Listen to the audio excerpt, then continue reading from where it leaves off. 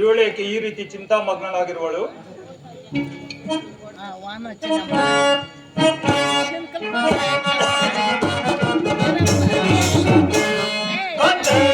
ಶಾಂತೆ ವರದಿರಳಾಗಿ ವರಪತ್ನಿಯಾಗಿ ಮರುಗುವೆಯೇ ಗೆಲ್ಲೆ.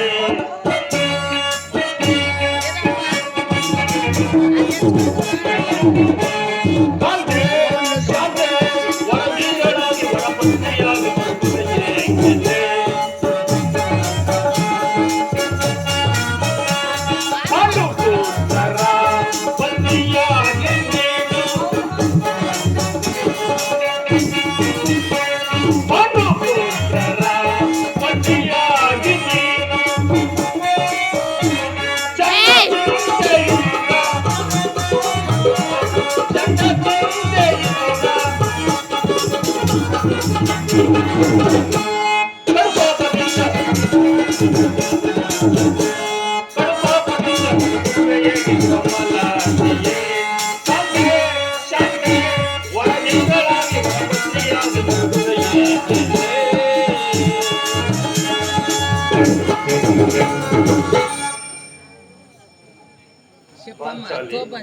ಏಕೆ ಈ ರೀತಿ ಚಿಂತಾಮಗ್ನರಾಗಿರುವೆ?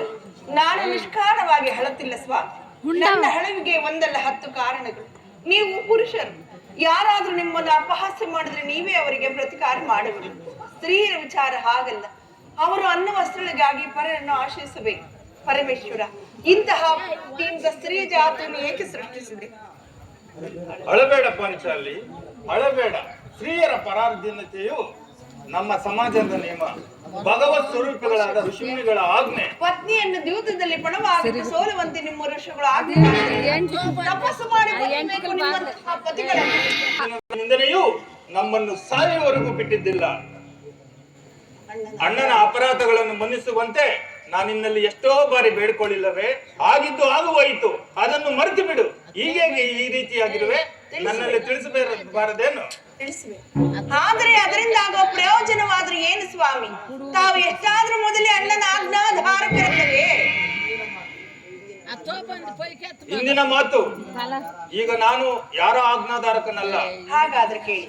ನಾನು ಈ ದಿನ ಅಸ್ತನಾಂಬಿ ದೇವಿ ದರ್ಶನಕ್ಕಾಗಿ ಹೋಗಿದ್ದಾಗ ಅಲ್ಲಿ ಆ ಭಾನುಮತಿಯು ಬಂದು ನನ್ನನ್ನು ಪರಿಹಾಸ ಮಾಡಿ ನಕ್ಕಳು ಸ್ವಾಮಿ, ನಕ್ಕಳು. ಏನು? ದುರ್ಯೋಧನನು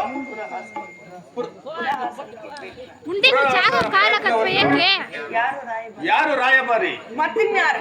ನಮ್ಮಣ್ಣನಾದ ಶ್ರೀಕೃಷ್ಣ ಪರಮಾತ್ಮನಲ್ಲವೇ? ಗೋಪಿ ಕಾಂಗನೆಯ ವಿಳಾಸ ವಿಗ್ರಹಗಳಲ್ಲಿ ಮಗ್ನನಾದ ಯದುಪತಿಯು ಯುದ್ಧವನ್ನು ಮರೆಯುವುದು ಸಹಜ. ಅರ್ಜುನನು ದ್ವಾರಕೆಯಿಂದ ಹಿಂದಿರುಗಬಹುದು, ಈಗಾಗಬಹುದೆಂದು ಭಾವಿಸಿದ್ದೆ. ಅದರಲ್ಲಿ ಆ ಭಾನುಮತಿಗೆ ಏನೆಂದು ಉತ್ತರವನ್ನು ಕೊಟ್ಟೆ? ಸರಿಯಾದ ಉತ್ತರವನ್ನೇ ಕೊಟ್ಟೆ. ಏನೆಂದು? ನಿನ್ನ ಕಟ್ಟಿದ ಮುಡಿಯನ್ನು ಬಿಚ್ಚಿಸುವುದರಕ ನನ್ನ ಈ ಬಿಚ್ಚಿದ ಮುಡಿಯನ್ನು ಕಟ್ಟುವುದಿಲ್ಲವೆಂದು. ಬಾಪು ಪಾಂಚಾಲಿ, ಬಾಪು. ಚಮತ್ಕಾರವಾದ ಉತ್ತರವನ್ನೇ ಕೊಟ್ಟಿರುವೆ. ಸ್ವಾಮಿ, ನೆನಪಿದೆಯೇ? ಹಿಂದೆ ಒಂದು ದಿನ ನನ್ನ ಈ ಬಿಚ್ಚಿದ ಬಿರುಕೂದಲನ್ನು ನೋಡಿ ಕುರುಕುಲಾಂತಕ ಕಾಳರಾತ್ರಿ ಮತ್ತಿನ್ನೂ ಅದೇನೇನು ಹೇಳಿದ್ರಿ? ನನ್ನನ್ನು ಕೇಳಿಸಬೇಡ ಪಾಂಚಾಲಿ, ನಾನು ಯಾರ ಆಜ್ಞಾಧಾರಕನಲ್ಲ. ಶಾಂತಿಯನ್ನು ಬಯಸುವರು ಸಂಧಿಯ ಪ್ರಸ್ತಾಪದಲ್ಲಿ ತೊಡಗಲಿ. ನಾನು ಯುದ್ಧವನ್ನು ಆತುರದಿಂದ ನಿರೀಕ್ಷಿಸುತ್ತಿರುವೆನು. ಧರ್ಮ ಪಾರಾಯಣವಾದ ದುರ್ಯೋಧನು ಅನಂತ ಅಪರಾಧಗಳನ್ನು ಕ್ಷಮಿಸಬಹುದು, ಆದರೆ ನಾನು ಮಾತ್ರ ಕ್ಷಮಿಸುವುದಿಲ್ಲ.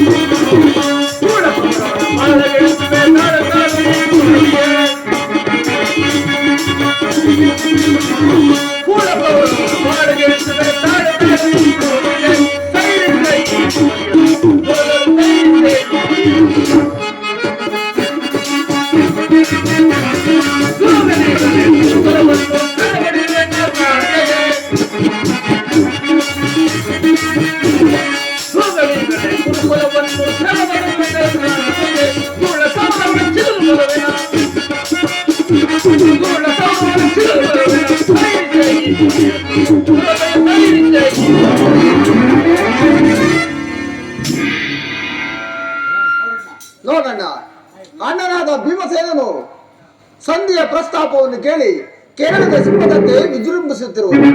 ಆತನನ್ನು ಸಮಾಧಾನಪಡಿಸಲು ನಿನ್ನ ಹೊರತು ಮತ್ತಾರಿಂದಲೂ ಸಾಧ್ಯವಿಲ್ಲ. ಈ ಸಾರಿ ಈಗನ ಕೋಪಕ್ಕೆ ಈ ದ್ರೌಪದಿಯ ಮುಖ್ಯ ಕಾರಣವೆಂದು ತೋರುತ್ತಿರುವುದು. ಶ್ರೀಕೃಷ್ಣ ಪರಮಾತ್ಮನು ಹೇಳುತ್ತಿದ್ದನು, ಈ ಜಗತ್ತಿನ ಸುಖ ದುಃಖಗಳಿಗೆಲ್ಲ ಸ್ತ್ರೀಯೇ ಮೂಲ ಕಾರಣ ಎಂದು. ಅರ್ಜುನ, ಆ ಕೌರವರನ್ನು ಯುದ್ಧ ಮಾಡುವುದಕ್ಕಿಂತ ಈ ನನ್ನ ಸಹೋದರನ ಕೋಪವನ್ನ ಶಮನಗೊಳಿಸುವುದು ನನಗೆ ದುಸ್ಸಾಹಸವೆನಿಸುವುದು. ಸಹೋದರ ಭೀಮಸೇನ, ನನ್ನೊಂದಿಗೆ ಕೋಪವೆತ್ತಮ್ಮ. ಪಾಂಚಾಲಿ, ಸಮಾಚಾರವೇನು? ಅಣ್ಣನೇಕೆ ಈ ರೀತಿ ಸಿಟ್ಟಾಗಿರುವನು? ನನ್ನ ಈ ಬಿಚ್ಚದ ಬಿರುಕುವುದಲ್ಲೂ ನಿಮ್ಮ ಪ್ರಶ್ನೆಗಳ ಉತ್ತರವನ್ನು ಕೊಡುತ್ತಿರುವುದು ಸಾಧನೆಗೆ ಸ್ವಾಮಿ. ಅಗ್ರಜ, ಸಮಯಕ್ಕೆ ಸರಿಯಾಗಿ ಬಂದಿರಿ. ನನ್ನಲ್ಲಿ ಯಾರಲ್ಲೂ ಕೋಪವಿಲ್ಲ. ಅರ್ಜುನನ ಸಮ್ಮುಖದಲ್ಲಿ ನಿಮಗೊಂದು ಮಾತನ್ನು ತಿಳಿಸುವೆನು. ಈ ಸಂಧಿಯ ಪ್ರಸ್ತಾಪವು ನಿಮಗೆ ಸಹಜವಾಗಿ ಕಾಣಬಹುದು. ಅರ್ಜುನನು ಅನುಭವಿಸಬಹುದು, ನಕುಲ ಸಹೋದರರು ಸುಮ್ಮನಿರಬಹುದು. ಆದರೆ ಈ ದಾಸ್ಯ ವೃತ್ತಿಯು ಪಾಂಡವರ ಕಳಂಕವೆಂದು ಭಾವಿಸುವುದು. ದರಿದ್ರ ಭಿಕ್ಷುಕರಂತೆ ಕಂಡವರ ಬಾಯಲ್ಲಿ ಸಂಧಿಯಾಚನೆ ಮಾಡಲು ಪಾಂಡುರಾಜಂದ್ರು ನಮ್ಮನ್ನು ಪುತ್ರನಾಗಿ ಪಡೆಯಲಿಲ್ಲ. ಈ ಅಪಮಾನವು ನಿಮ್ಮ ಸಹ್ಯವಾಗಿ ಕಾಣಬಹುದು. ಆದರೂ ಇನ್ನೊಂದು ಗಳಿಗೆಯೂ ನಾನು ಸಹಿಸತಕ್ಕವನಲ್ಲ. ಯುದ್ಧಕ್ಕಾಗಿ ನಿಮ್ಮ ಅನುಮತಿಯನ್ನಾಗಲಿ ಅರ್ಜುನನ ಸಹಾಯವನ್ನಾಗಲಿ ನಾನು ಅಪೇಕ್ಷಿಸುವುದಿಲ್ಲ. ನಾನು ಮತ್ತು ಈ ನನ್ನ ಗದೆ ಇವು ಎರಡೇ ಯುದ್ಧವನ್ನು ಸಮೂಹ ಮಾಡಬಲ್ಲದು. ನೀವು ನಿಶ್ಚಿಂತರಾಗಿ ಸಂಧಿಯ ಪ್ರಸ್ತಾಪದಲ್ಲಿ ತೊಡಗಿರಿ. ನನ್ನ ನಿಶ್ಚಯಂತೆ ನಾನು ಮಾಡುವೆನು. ನಿಲ್ಲು ಸಹೋದರ, ನಿಲ್ಲು.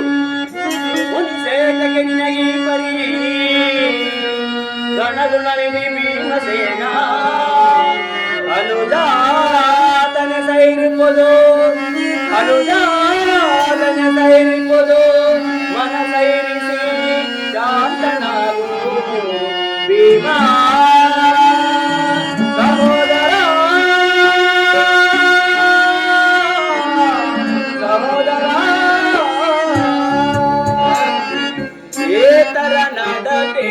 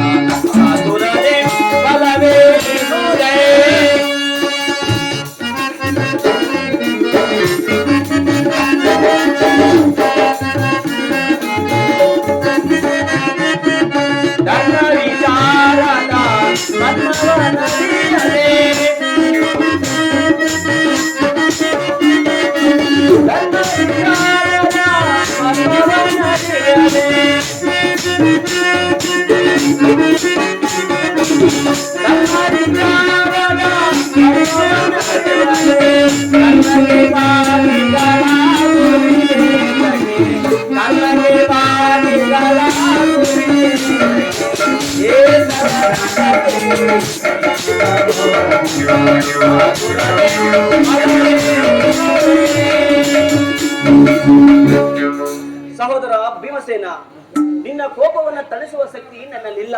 ನಿಲ್ಲು ಸಹೋದರ, ನಿಲ್ಲು. ಕೋಪ ಮಾಡಬೇಡಣ್ಣ. ಧರ್ಮಜನು ನಮ್ಮೆಲ್ಲರಿಗಿಂತ ಹಿರಿಯವನು. ಆತನ ಮಾತಿಗೆ ವಿರುದ್ಧವಾಗಿ ನಡೆಯುವುದು ಅನುಚಿತ.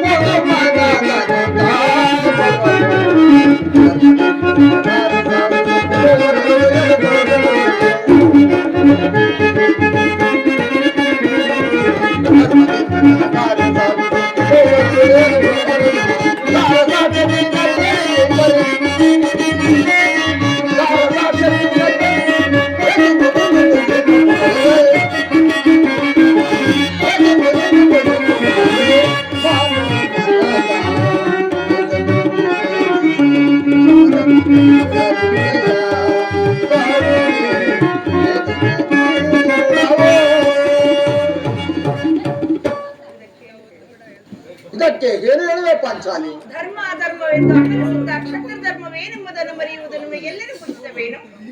ಯುದ್ಧದಂತೆ ಶಾಂತಿಯ ರಕ್ಷಣೆಯು ಕ್ಷತ್ರಿಯ ಕರ್ತವ್ಯ ಪಾಂಚಾಲಿ. ಯುದ್ಧವು ಎಂತ ಘನಘೋರ ಕರ್ಮವೆಂಬುದು ನೀನು ತಿಳಿದಿಲ್ಲ. ನಾವು ಅಭಿಮಾನಕ್ಕೆ ವಶರಾಗಿ ಯುದ್ಧವನ್ನ ಪ್ರಾರಂಭಿಸಿದರೆ ಮುಂದೆ ನಮ್ಮ ಅವಿಚಾರಕ್ಕಾಗಿ ದುಃಖಿಸಬೇಕಾಗುತ್ತದೆ. ಶಾಂತಿ ಸಂಧಾನ ರಾಜೇಂದ್ರ ದೌಮ್ಯನನ್ನು ಸಂಧಿ ಕಳಿಸಿ ಅಪಮಾನಕ್ಕೆ ಈಗ ಶ್ರೀಕೃಷ್ಣ ಪರಮಾತ್ಮನನ್ನು ಸಂಧಿ ಕಳಿಸಿ ಅಪಮಾನಕ್ಕೆ ಉಗುರುಬಿಡುತ್ತಾಳೆ ಎಂಬುದೇ ನನ್ನ ಚಿಂತೆ. ಏನಿದೆ ಕೋಲಾಹಲ ಅರ್ಜುನ? ಅರ್ಜುನ, ನಾನಿನ್ನ ಹೊರಡುವೆನು. ಸಂಧಿಯ ಪ್ರಸ್ತಾಪವು ಬೇಡ, ನನಗೆ ಬೇಡ. ಅವರ ಇಚ್ಛೆ ಇರುವುದು ನಿಮ್ಮಚ್ಚಂತೆ ನೀವೇ ಇರಿ. ನನಗೆ ತೋರಿದ್ದನ್ನು ನಾನು ಮಾಡುತ್ತೇನೆ. ಸ್ವಾಮಿ ಬಂದ್ಬಿಡಿ.